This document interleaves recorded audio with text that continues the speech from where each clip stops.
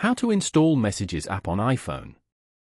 To get started, first of all, go ahead and open up the App Store application on your phone. As you get there, look for the search icon at the bottom right. Tap on the search bar for the keypad to pop up. Now, search up for Messages app as shown here. As the app is already installed in this device, it's not showing any install icon, rather, it's showing an open icon. Since you haven't installed it on your phone yet, you'll see the install icon. Then, tap Install. Now, go back and search for Messages in the apps.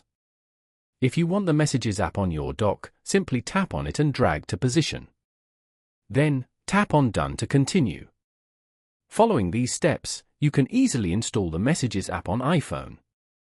Thank you for watching. Please leave a like if this tutorial helped you, or leave a comment below if you have any questions related to the video.